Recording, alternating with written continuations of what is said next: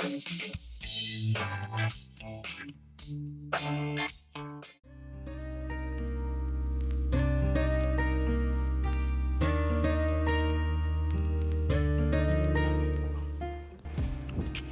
Back to the another blog. मागच्या व्हिडिओमध्ये मी म्हटलं होतं की welcome back to the another channel.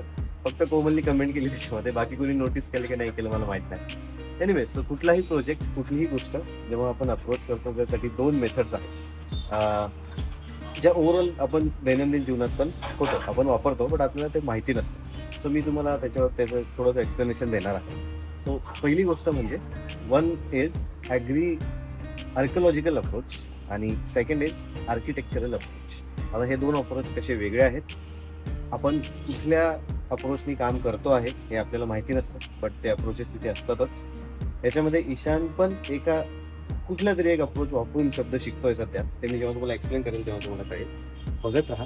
Ishan शब्द याच्यासाठी वापरलं की या व्हिडिओमध्ये मी ईशानचे थोडे शब्द आता जो नवीन शिकलाय ते सांगणार आहे. मागच्या एकदा पण व्हिडिओ केला होता, बट आता मी परत तो जे शब्द बोलायला लागलाय त्याचा अर्थ काय हे तुम्हाला सांगणार आहे. बघत राहा. Keep watching. सबस्क्राईब केलं नसेल तर सबस्क्राईब करा.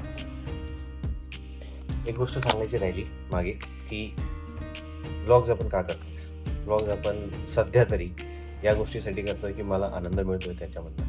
असं नाही आहे की माझी बाकीची कामं चांगली आहेत आणि मी याच्यामध्येच पूर्ण वेळ घालवतो. त्याच्यामुळे it's quite easy for me.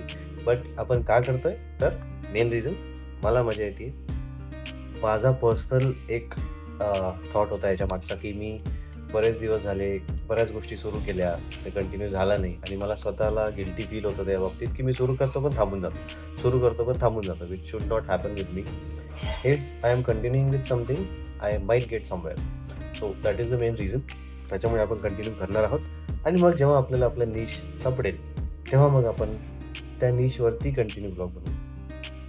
तर त्याच्यामुळे सध्या तरी हे ब्लॉग आहे लाईफस्टाईल ब्लॉग.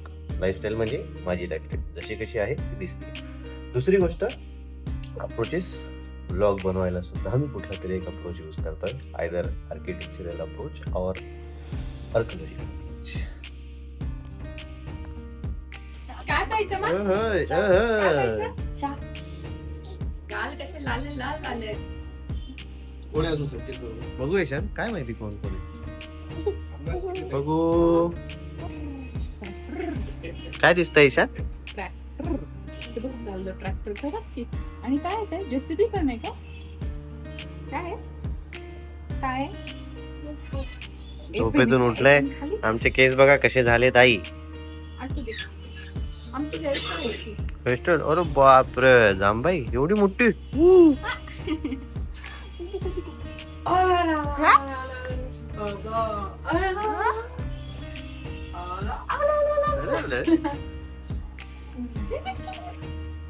काय दिद्दी दिद्दी आहे की निन्नी आहे?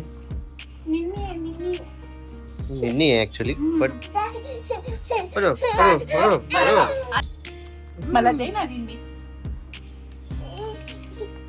काय करू ईशान? थंडी वाजायला. थंडी का बोला? काय करू मी आता? अरे नाही रे बाबा. काय बाबा? ओ काय करायचं?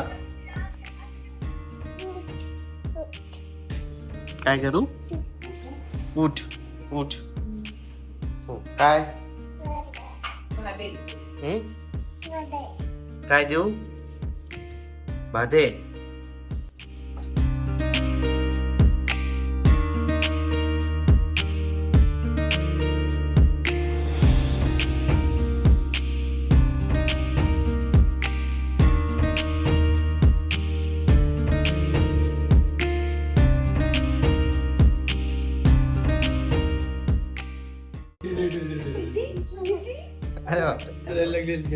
काय घेतलं आजीने? दिद्दी का निन्नी? अरे बापरे, अरे बापरे.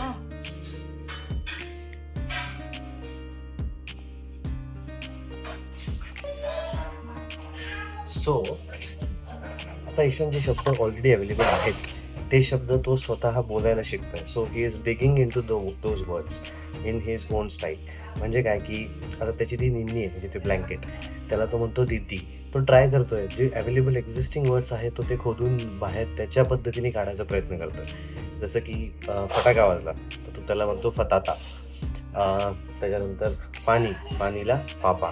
हे शब्द ऑलरेडी एक्झिस्टिंग आहेत, पण तो आता स्वतः नवीन त्याचे शब्द बनवतोय त्याच्या पद्धतीने. सो याला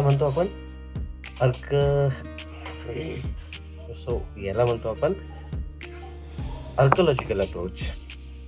हे मी ठेवलंय मुद्दाम, कारण की असं तुम्हाला दाखवायला की कसं होतं ते. आणि that is why it is called archaeological approach. आता जेव्हा तो शब्द बऱ्यापैकी त्याचा भंडार भरेल आणि त्याला कळेल की एवढे मोठे शब्द अवेलेबल आहेत, त्याच्या डोक्यात ते फिट बसतील, तेव्हा तो नवीन वाक्य बनवायला लागेल. आणि जेव्हा तो वाक्य बनवायला लागेल, त्या वाक्यांना एक रिदम असेल, एक फ्लो असेल.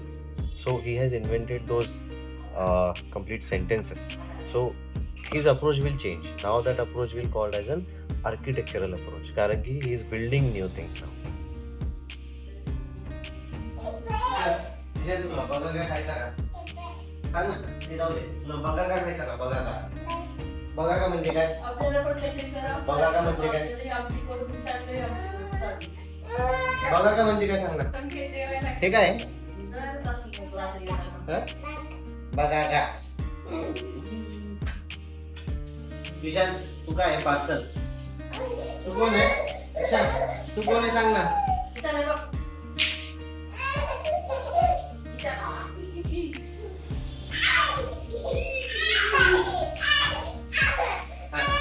विशाल परत कर.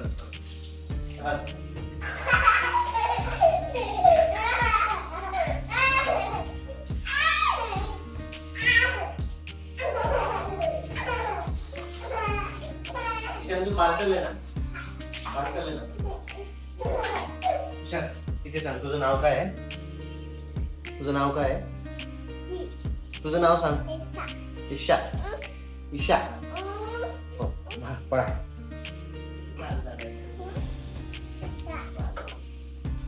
Okay, so let me now show you की मी कुठला अप्रोच यूज करतोय while making the blog. That will clear things out bit. So मी यूज करतो आहे आर्किओलॉजिकल अप्रोच. रिझन बीइंग की मला अजून माझा निश माहिती नाही आहे, तो कुठला आहे, काय आहे, लोकांना काय आवडतंय, काय नाही आवडतंय. मग त्याच्यासाठी आपण काय एफर्ट्स घेतोय ते मी तुम्हाला दाखवतो. आता हा आहे माझा लॅपटॉप, आणि इथे जे तुम्ही आता शीट बघता आहे, या शीटमध्ये आपला व्हिडिओ टायटल आहे, व्हिडिओ पब्लिश टाईम आहे, ड्युरेशन आहे, व्ह्यूज आहेत आणि वॉच टाईम आहे. सो मी हा डेटा काढला आहे. त्याचं कारण असं की आता आपण हा डेटा ॲनालाइज करणार. डेटा ॲनालाइज झाल्यानंतर मिनिमम 50 व्हिडिओ तरी लागतात अशा डेटाच्या ॲनालिसिस नंतर कुठल्या तरी एका निशवरती यायला. याच्यामध्ये आपण हे बघणार की कुठल्या टाईपचा व्हिडिओ हा जास्त लोकांपर्यंत पोहोचला आहे आणि माझ्या ऑडियन्सला काय आवडतं आहे. सो माझी जी ऑडियन्स आहे ती एकदा फिक्स झाली, फायनल झाली की मग त्याच्यानंतर आपण एक निश फिक्स करणार आहोत. while doing this in the architectural way, I am making the videos in the archaeological way. I am making different videos जे ऑलरेडी आहेत, लोकांनी बनवून ठेवलेत, ते मी ऑलरेडी आता बनवतोय. आणि मग त्याच्यानंतर जे मी वापरणार आहे तो झाला आर्किटेक्चरल अप्रोच, की माझ्याकडे आता डेटा आला आहे, आता मी प्लॅनिंग करणार की मी पुढे काय करणार आहे. So this is how it works. काय करतोय? कुठे चढला तू? कुठे चढलास? वे वे हे काय काय सांग ना. एफबी काय? एफबी एफबीचा काही अर्थ नाहीये, सांग. अरे बापरे, अरे बापरे, अरे बापरे, अरे बापरे. मस्ती मस्ती करायची आहे.